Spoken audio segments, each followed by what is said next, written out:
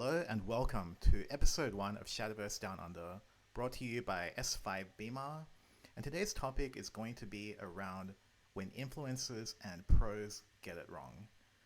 So as you can see with obviously this picture we have in front of us, this topic is mostly going to be about Latica and whether or not this deck was actually tier 1 and how strong it was in reality. So we'll jump straight into it. I'll give you a bit of a summary as to kind of the rise of Latica. So following the mini expansion, this deck wasn't actually particularly popular or very successful in JCGs. But on September the 2nd is when the deck lists of the Rage Pro Tour were publicized. So the Rage Pro Tour, for those of you that don't know, is a closed tournament where essentially these are people who are paid to play the game professionally, and usually they all have really strong achievements in terms of the game. So usually you can kind of trust their opinion over those in JCGs or in the West and stuff like that. So anyway, 75% of the players brought Latica Forest, which is an insane amount of people, which demonstrated that basically they thought this deck was extremely good. Because of course it has a very strong matchup against decks like Dirt Rune and Flame and Glass Shadow, which were prior to this some of the most popular and successful decks in this particular meta. So moving forward, obviously after this information got published, the play rate in JCGs really skyrocketed. So you look at September 3rd, September 4th, September 7th, the pick rate of Latica Forest keeps going up until it eventually becomes the most popular deck as of September the 7th. And around about September 4th is when Tempo Storm released their tier list, right? So, this tier list basically, it is ordered in terms of strength. So essentially what they're saying, for instance, is that they think Flame and Glass Shadow was the best deck, and then they're like basically saying, Mono Blood number 5, and of course they're saying Latica Forest is tier 2, and the 9th best deck in the format, which is obviously bullshit, obviously, right?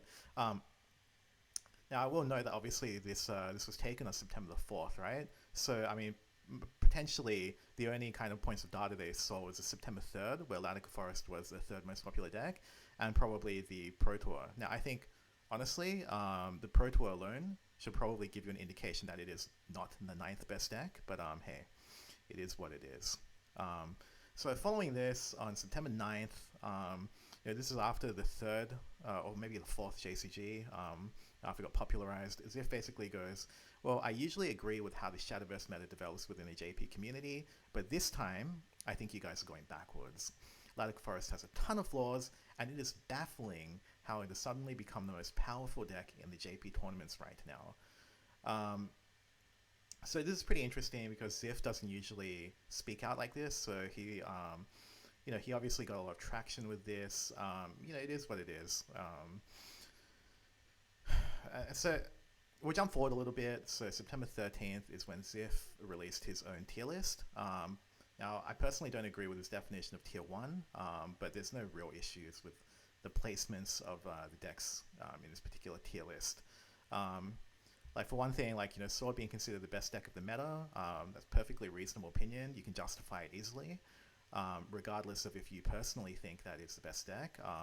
Anyone who says that it is, fair enough, right? The reason, the justification exists. And then also the other thing I'll note is that despite being in tier 2, he's actually indirectly saying that Latica is a top 4 deck in the meta, if we assume that these are here in terms of ordering, right? The way I'm interpreting this tier list is that, since they're all in the same position horizontally, he probably considers these about equal.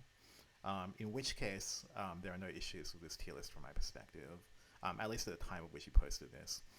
And then on September 15th, so I think this was about the time, this is the same thread where Ziff actually posted his video on Reddit. So this is when Tempo Storm Essia basically doubles down on his opinion that the deck is overrated. So once again, going back, on September 4th, Tempo Storm rated the deck 9th best, which is ridiculous. Now, I don't think it's very likely that he still thinks that it's the 9th best deck of the format. If he does, then he's obviously trolling. Most likely, he probably thinks it's either top 4 or top 6. you'd have to ask him specifically, but we can probably make a few. If we analyze what he says, it's quite clear that it's quite clear in this particular statement here where he says, the deck became more popular than it would have been if it had occurred in an organic way. And him and Ziff are denouncing the play rate in comparison to how strong the deck is. And he also says that there are very clear counters, which are growing more popular every JCG. And he guarantees people that the majority of players who brought Latica in the first place don't understand why the deck became popular in Pro Tour in the first place, nor can they explain their matchup spread. Now, first of all, I'm going to say that this entire paragraph is bullshit. All you need to think about is this is September 15th. The deck was first publicized in September 2nd, so it's been close to 2 weeks by this point. There's been many JCGs. People have played against this deck a ton. People have played with the deck, like tested it. There is no possible way that people don't understand what the matchup spread is 2 weeks into, 2 weeks after the deck has been popularized. And if he truly does believe that, then he is obviously underestimating the JP player base significantly. And to be honest, you can tell how much of an ego he has if you actually read this. If you read the stuff that he's posting, because it's pretty much just sucking his own dick. If you actually read what he says, it's I'm never arguing about matchups in the sub. I'm explaining, as if he can't be wrong. And then it's not to start a debate; it's a conclusion, type of deal. Jesus Christ, man, calm down, right? So anyway, so this entire paragraph is ridiculous. But the other thing that you should read into this is that, actually, by this point, September 15th, Sword is actually the most popular deck at number 1, and Latica is, I would say, second most popular, right? But it's not by a significant margin. It's actually, in line with the third and fourth most popular deck. So essentially, he's implying at the very least that Latica is not the second best deck of the format. That logically follows. But then I also think that he's probably implying that it's not even the third or fourth best deck in the format, because the way I see it is, what type of person would kind of go out with this much effort to argue that, Latica Forest isn't the second best deck, it's actually the third or fourth best deck. It's not really the type of thing people would usually argue about. It doesn't make, there's no real kind of incentive for people to do that usually. So, look, if he does think it's a top 4 deck, then sure, it's fine. There's no real issues. But, because to be honest, the difference, right, between second, the third or fourth best deck is not that big. But if he's arguing that it's anything below that, then he is just wrong. So the next part, which I've kind of underlined here, is that he's basically saying that any strong player can easily crush Latica with a 2-deck lineup in tournaments if they so wish. Again, I've highlighted this here because it's a very important line. So essentially what he's arguing is that Mono and Sword is one of those lineups which is very good against Latica. And so, any strong player that knows how to pilot those decks and wants to beat Latica will just run this deck and crush that lineup, right? Okay. Here's the thing, right? Either he thinks that there are people in JCG and in other tournaments who don't understand that Latica can be countered with this lineup, right? So if he thinks that, then obviously he's wrong, because there's no way at this point in time that people don't understand that there's an obvious counter lineup to Latica in general, right? Because if you look at any JCG, there are people who are playing this already. Mono is topping somewhat frequently, so there's no way people don't know, right, at this point. So let's pretend that he does understand this, that he does understand that, generally people understand that this deck can be countered with Mono and Sword. So if we propose that, then the question is this, right? If people know that there is a counter to Latica, question 1, why are people still playing Latica even though there's a popular counter? Question 2, why aren't people just playing the counter, right? Because if Latica is so popular, then obviously you just play the counter matchup, right? So if you ask these two questions together, then you'll pretty much answer your own question, because because essentially Mono and Sword does have counters to it, even though it counters Latica. So essentially the situation is such that, well, if you bring Latica, it's not as if you're guaranteed to run into the counter lineup, And if you don't run into the counter lineup, you're running one of the best decks of the format. So it's essentially a situation where whether or not you bring Latica, there's a risk-reward element based on how popular each of the decks are in the meta. And you can't know that before you enter into the tournament, right? So this whole proposition, right? This whole proposition that, like, it's easy to counter, like, yeah, sure, it's true, but that doesn't mean that the deck isn't a top 4 deck, okay? Anyway, moving on. So Sword wins the most JCGs. Latica remains highly popular. So following on from this point, Sword does actually win 8 JCGs in a row. So it's one of the reasons why you can claim that Sword is the best deck, and you can justify it. Latica remains top 3 popularity for all JCGs, but it only wins 2 of them during the period with mixed conversion rates, right? So, you could say it's middling, maybe like slightly underperforming, but overall, not doing that badly considering the nature of the deck. And then the next tournament is Shadowverse Open Showdown 3, so September 18th. Honestly, this is a bit of a meme tournament, but it has a prize pool, so people play it anyways. I think the main thing is, like, you can't read too much into this because this is a tournament where it was 5 Swiss rounds of rotation and 2 Swiss rounds of Take 2 XD. The reason why you can't read too much into it in the context of rotation is because there are several people who would have gotten knocked out from the Take 2 portion of things. So usually in a normal SVO, right, you only qualify if you go 6-1 or better in rotation. But in this situation, you could go potentially 5-0 in rotation, lose both of your Take 2 rounds, and you would be out of the tournament, like, straight away. Or alternatively, someone might go 4-1 in rotation, and they might go 1-1 in Take 2, and they're also out of contention, even though that would usually not take them out of the tournament. So, I mean, when you have this in mind, well, obviously it doesn't give you the best kind of sample. And also the other reason why this tournament is a bit of a meme is because if you have no context whatsoever about this tournament, and you're just chatting with a friend, or you chat with someone else from overseas, and you say, oh yeah, I won the Shadowverse Weekend Showdown, just look at the name, right? I mean, the branding is terrible. Like, who can take that seriously? So anyway, moving forward, 6 out of 8 people ran Sword to this event, so it was like the most successful deck, you could say. Although it is funny because the one person who, or actually the 2 people that didn't run Sword, but the one person who was running Wardhaven and Rezo, he was the one that ended up winning the entire thing. And hilariously, SEO was the one that lost to Wardhaven in the top 4, despite saying that it sucks, which I think is pretty funny.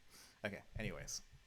So moving on, September 16th, Rage Pro League Finals. So if you recall, on September 2nd, this was when Latica got popularized by the very people that are in the Rage Pro League Finals. So these are the people that made top 6, right?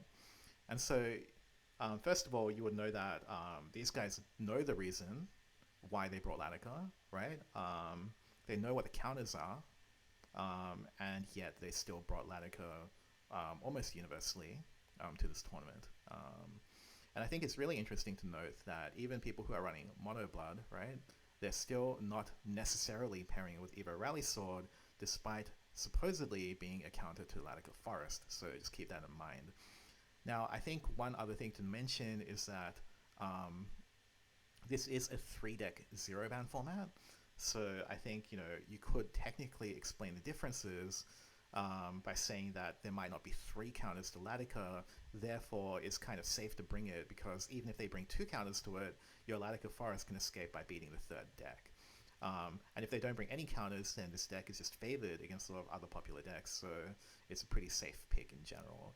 So that is the difference between 3-deck 0-ban and 2-deck 0-ban format. Moving on, 23rd of September, again, it's a 3-deck 0-ban format, but you'll notice again that, Latica Forest is brought by 7 out of 8 people. It did win the tournament. I think, an interesting thing, if you're not aware of how the Latica versus Sword matchup works, I would refer you to Game 1 of the Grand Finals, where Teriyaki set up a perfect board lock, which prevented the opponent from being able to use Erica for the Amulet effect. And also, Victory Blader was played, but it ended up being board locked completely, allowing him to do, I think it was like a double or triple Latica OTK on turn 8. So very interesting match for if you don't know how this matchup plays out. I think top 4, there was another one where the sword player actually misplayed, and I think he threw the game. But it just goes to show that there are a lot of inputs that go into this, and it is possible, you know, in either a perfectly played game and also in games where people misplay, for Latica to come out on top. And then on September the 24th were the rating finals. So for those of you that are unaware of what ratings are, it's basically like a ELO-based matchmaking system that runs throughout each expansion, and around the top 32 players in each expansion are invited to a finals where they play for some cash prize. There's 2 deck 0-ban the whole way through. And these players are usually, very, very good at the game because of the ELO rating system, and they're grinding all the time. So these are people that you would know, that like you would assume that they know what the counters to Latica are for sure. And yet, despite knowing that obviously Mono and Sword is a possibility, 15 players still brought Forest, right? And you'll notice that 12 people brought Mono and 5 people brought Handless. So actually, Latica is the most popular deck of this tournament, right? So, I mean, you can't, like, at this point, you actually cannot say, you can't imply that these players don't know the matchup spread, right? They made a very conscious decision to bring Latica, despite the perceived weaknesses of the deck, right? Because they know how strong it is in the right circumstance, and they're willing to take that gamble. Now, obviously, Beta did win the tournament. He won with Mono and Sword, and second place was actually Latica and Sword. I think the other thing to mention is, like, there are 5 Handless players. Now, again, I think this is actually a response to Mono Blood, I think. I think Handless has a pretty good matchup against Mono in general, and it's got a good matchup against Sword, right? So, that's probably the reason why this deck got played a bit, and also, like, this is probably the thing that's stopping people from just all going Mono, right? Because it does have counters, essentially, just like how Latica has counters. It is just what it is. Oh, and of course, I have, like, this screenshot here, so it's really funny, because on September the 9th, as if it's like, Ratings Cup credibility is over the Pro Tour credibility. Well, now you've got a case where Ratings Cup and Pro Tour both think Latica is pretty good, and this is, like, towards the end of the meta as well. So these people, you've had even more time to decide whether or not Latica was good, and they still said, by their pick choice, that it was good. So what's actually going on? So in my opinion, what is going on is that Latica has a really skewed matchup spread, where they're very good against specific decks such as Dota and Flame and Glass, and really bad against others such as Mono Blood. The reason why Sword is doing so well is because it has a much more stable matchup spread. It has strong matchups against Mono Blood and Latica in particular. When you bring Sword, you rarely get into a situation where you feel like you can't win at all. At most, you're kind of, like, slightly unfavored in the matchup. So you can fit Sword into pretty much any lineup if you want to. And that's the reason why it's so popular. I will note again that Sword isn't actually even the most popular deck in Ratings Finals, with only 13 people bringing it. But obviously it's still a very, very high percentage of people. It's the second most popular deck. I think it would be interesting to note, though, that although some people say that Latica gets hard countered by Sword, it's definitely not the case. I think at most it's like a soft counter. I think Sword is only a little bit favored against Latica. So, and I think people would generally agree with me. If you look at kind of Rage, you look at Ratings Finals. So if Latica left the meta, what would happen is it would necessarily reduce the strength of Mono Blood and Sword, which are decks which are specifically targeting Forest, right? In which case, if these decks end up leaving, then Flame, Glass, Shadow, and Dirt Rune would necessarily return, which was the case pre-mini expansion, right? Before, like, these new kind of decks emerged in the meta, which would then cause Latica to return to the meta, because Latica obviously counters Flame, Glass, Shadow, and Dirt Rune, which would then cause Mono and Sword to return, rinse, and repeat. So what you're actually seeing here is you're seeing a very healthy metagame, which you would see in a lot of card games where, A counters be like rock, paper, scissors, essentially, right? And so if there's too much rock, then people will bring more paper, right? Like, obviously, and if people bring more paper, then people will bring less rock and people will bring more scissors. Now, like, obviously it's not quite as simple as this. It's obviously a lot more complicated, but the general premise is rock, paper, scissors. So What it actually means is that Latica is a meta warping deck whose success directly depends on the state of the meta or the popularity of the other decks in the meta. Players need to guess the state of the meta, noting that Latica is such a strong deck that if the counters were to ever leave the meta, then the deck would just end up dominating. So essentially, if you're a tournament player and you're considering what deck to bring, every time you go to a tournament, you have to guess whether or not people are going to bring Latica. You have to guess whether or not people are going to bring its counters. And then sometimes you might even bring a deck that just doesn't get countered by either deck, and you might go for a bit of a wildcard strategy. Like, I don't know, for instance, you might bring Sword plus Dragon or something like that, right? So there are a bunch of options, but the main point is basically that that it's rock, paper, scissors, and basically a deck, because of variance, right? Like, just because a deck is played a little bit more than like the other deck in like, a tournament here or there, doesn't really mean that, the deck is being overrated or anything. It is actually just people making a read on a week-to-week or even day-to-day basis. And the tournament plays out that way. I mean, if you actually look at a bunch of the JCGs, you'll see that there's some very, quotation marks, strange results where decks, where Latica in one tournament, gets way less people playing it, and then the next tournament gets way more people playing it. It's a rock, paper, scissors, guys. That's all it is. And then it's worth noting again that, this assertion from other players that, they don't understand why the pro players brought it over. Like, bullshit. Like, people know why it was brought in the Pro League by now. Rating final, same thing. Like, it's not that different from JCG and ladder play, guys. Like, it's not rocket science. So anyway, if you blindly listen to others without thinking for yourself, you probably think that Latica is an overrated deck. You probably don't understand the reason why the deck doesn't disappear from the meta completely, despite having only one commonly played hard counter, which is mono, and one super commonly played soft counter and sword, right? So you may end up believing in reasons which are ultimately invalid, and almost certainly you'll run into similar problems in the future with controversial decks as well, right? So what you should do in future in this type of situation is you need to think about why you might listen to a specific player. So for example, is it because of who they are? Like, is it because they're a popular player, for instance, in which case, why are they popular? Or if they're sponsored, why are they sponsored? What are their results? What makes this person qualified to give me an opinion over someone else, right? And then also you can look at their track record. So when they give opinions, how often are they correct? Are they backed up by solid reasoning? Do they have any ulterior motives, right?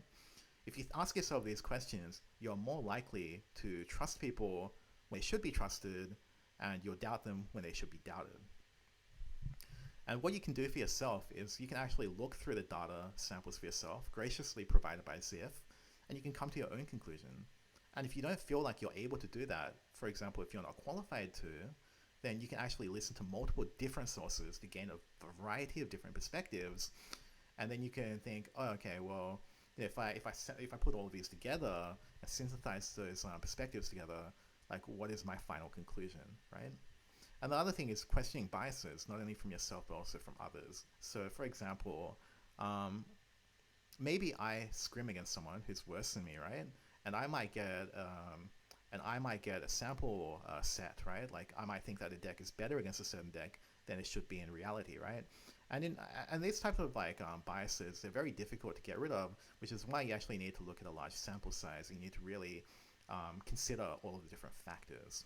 So I'll go through a bit of a case study. So we'll go with Tempo Storm Essia. So again, following the framework that I just had earlier, think about why you might listen to a specific player. So what are his achievements? So he qualified to WGP from the weakest region in the world in 2018, which is Europe. Now, I'll keep in mind that I might be one of the only people qualified to make a statement on whether or not Europe was, a worse region than, say, CO, because I'm one of the only players who has played in both regions and had an insanely good record in both. I think in Europe in 2019, I was at one point, I think it was like the third highest player, like on the leaderboard or something like that. So anyway, I failed to make WGP. Oh, sorry, not me. Well, I did fail to make WGP in 2019, 2020, but Essia failed to make WGP in 2019, 2020, and 2021 after moving to CO. And the funny thing is he actually misplayed in 2020 and 2021 contenders, directly causing his own elimination. And in 2019, he didn't even make contenders, which is funny because basically he moved to CO, right? which is like obviously the key difference. So anyway, ever since moving over here, he's actually never won a regular season SVO from what I know, as well. So, I mean, why is he sponsored? Because he made it to 2018 WGP. So I was actually on Team Disaster at the time, on 2018. And Lucille was basically, basically like, for any Disaster member that made it to the World Grand Prix that year, they will pretty much get sponsored by Tempo Storm. So anyways, so why is he still sponsored? So this is an interesting question. You have to think for yourself a bit, but because I think they will never post the criteria publicly, and the reason behind that is because if they ever did, it would be scrutinized very heavily, because firstly, there'll be questions as to why they don't sponsor specific players, right? And also there'll be questions on why they sponsor specific players that don't meet the criteria that are publicly post, right? So like in the case of Essia, right? Like, I mean, why are we actually sponsoring him into Tempo Storm, right? So, I mean, you would think that usually this would only happen if they had a major following. Not the case, I believe.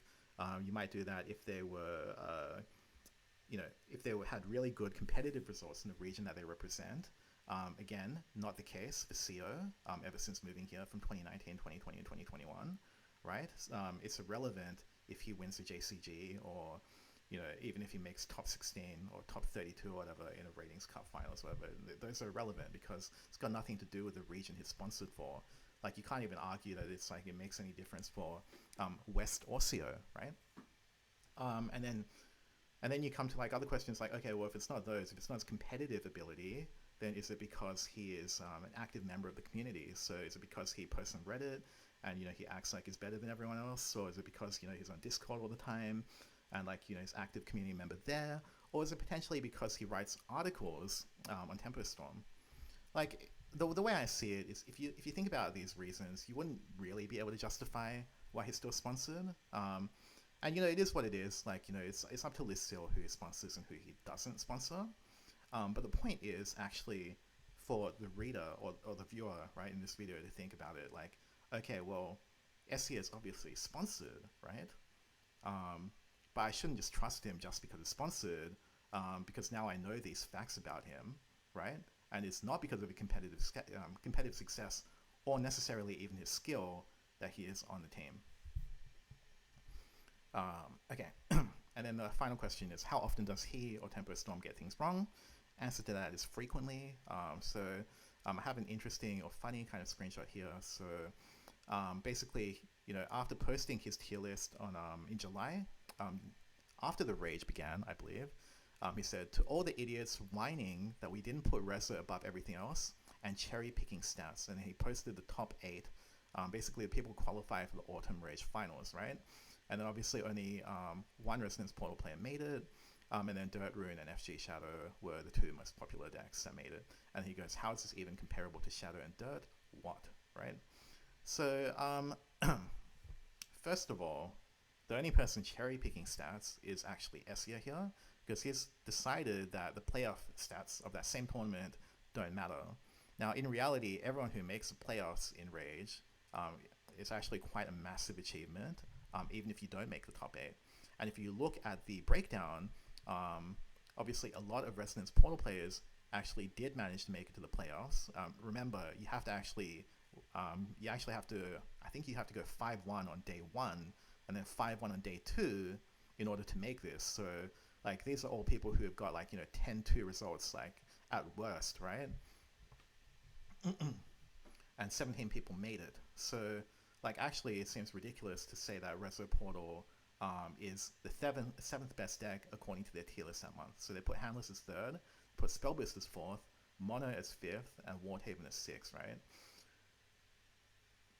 So the point here is, like, obviously, like, firstly, he's claiming other people are cherry picking, but obviously that's what he's doing here instead.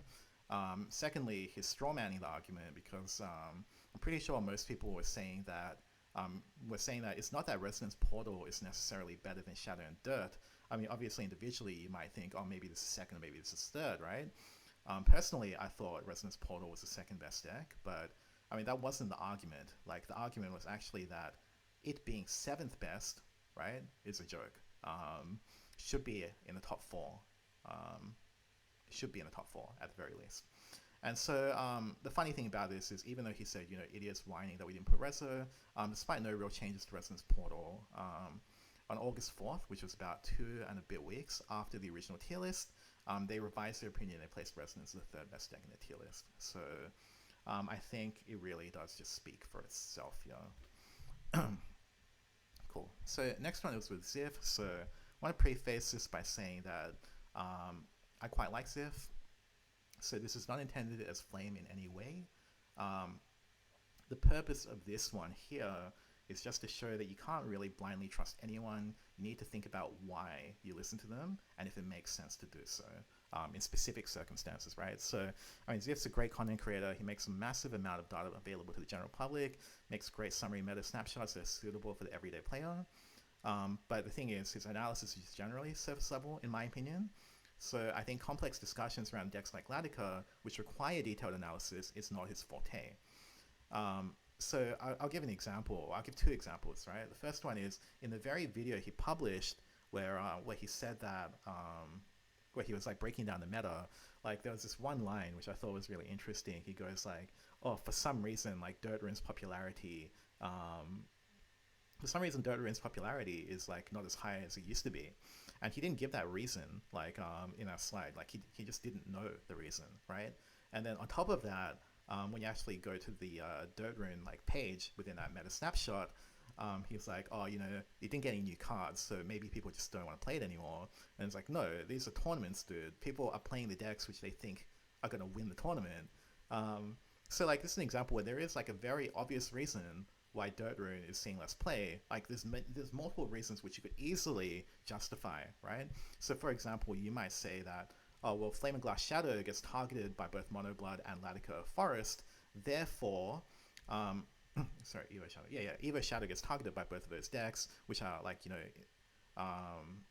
obviously more popular as a result of mini expansion. Therefore, if less people play Flame and Glass Shadow, then less people play Dirt Rune, because Dirt Rune is considered a bit of a counter to Flame and Glass Shadow, right? That might be one reason.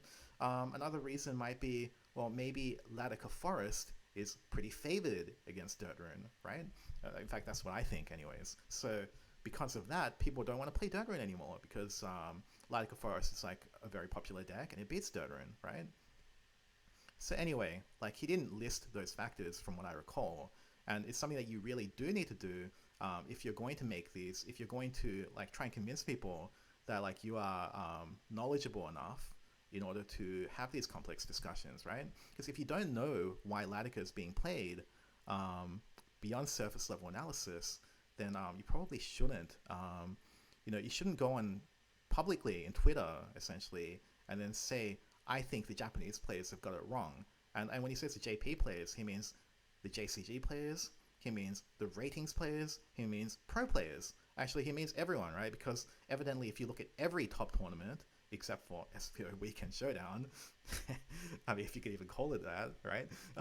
If you look at every tournament, like major tournament, actually, Latica Forest was very popular, and it was meta warping, and people did think it was good. So anyway, that's that. And I'll give another example. So this one is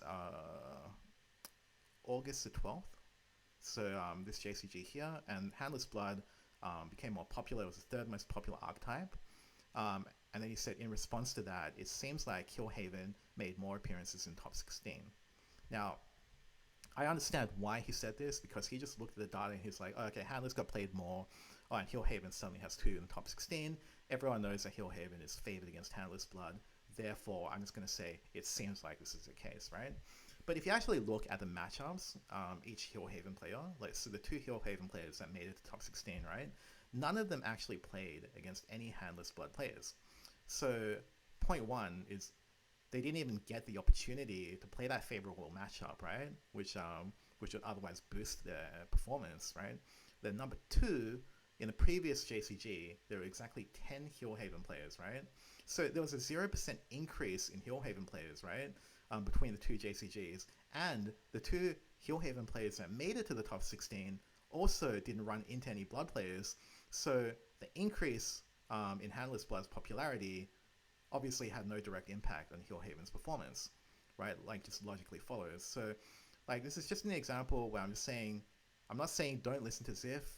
Usually he is correct about things, but what I am saying is that he is not infallible. He makes mistakes, and although he's very good at collecting information and then sharing that with the population, his kind of his analysis is very surface level, in my opinion, which is, again, it's fine for the everyday player.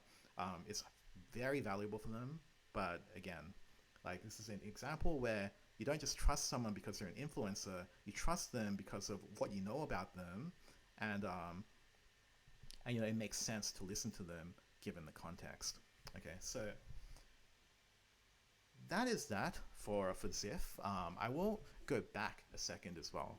So again, this Tempo Storm one, I was thinking to myself that you might say, oh, okay, well, this one isn't, like, you know, just SEO, but I think if you look at the panel, or at least the panel that they claim, put this tier list together, you've got Hishiro, Essia, Case VLD, and Noir. So I will just say, like, I'm pretty sure Noir hardly plays the game based on what I know of him. Looked at his profile, he's still master tier. I personally would not believe that he's been scrimming. Hishiro, GM0, Case VLD, GM0, like, again, they probably would have achieved these in the first 2 seasons, right? So potentially they haven't played much ladder at all. So the point is, like, the only person who I would personally believe has been playing and scrimming a lot is probably SEO. I could also believe that Hishiro has been playing a lot in terms of scrims, but as for everyone else, like, I mean, like, this tier list was probably made, like, by SEO, to be honest, which is why, like, you know, which is why when you look at this and it's doubling down, like, you know, it makes a lot more sense.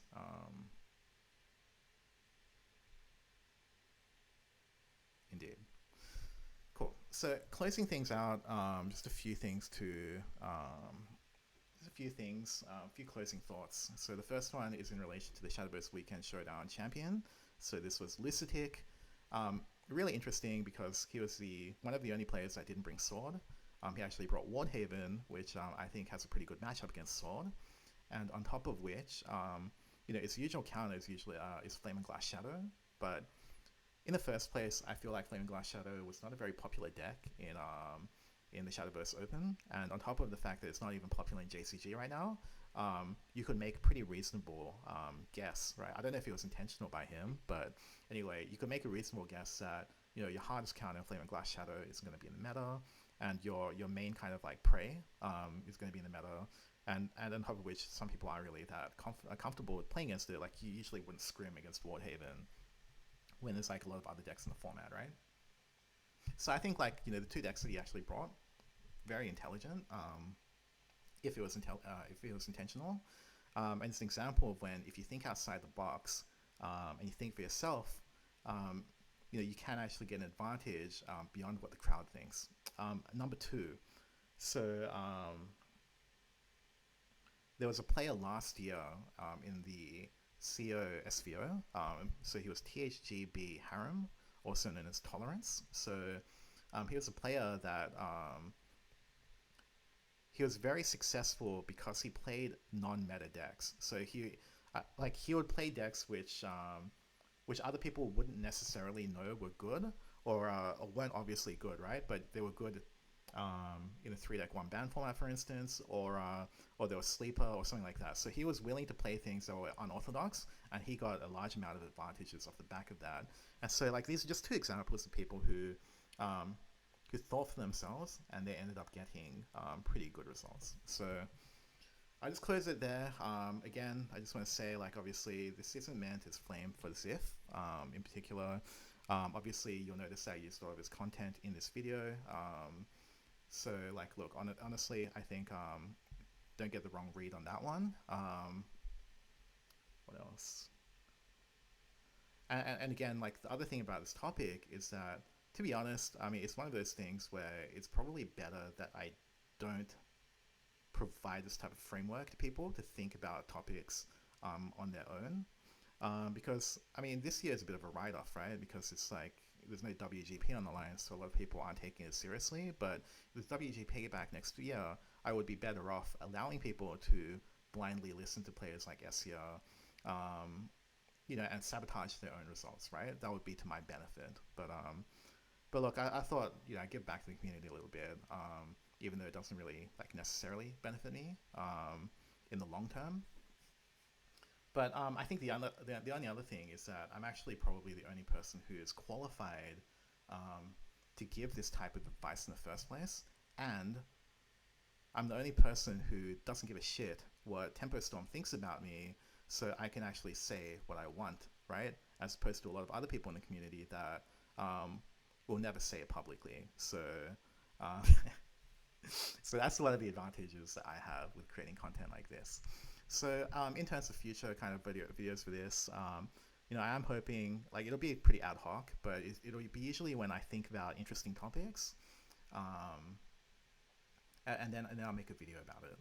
So I think last time I did a tier list, and then this time obviously I've done a bit of a critique, a bit of a lesson in terms of my opinion on thinking frameworks. But it could be anything. If you have any ideas as well, always happy to hear them. But if you like today's video, then like and subscribe, of course. And I'll see you next time.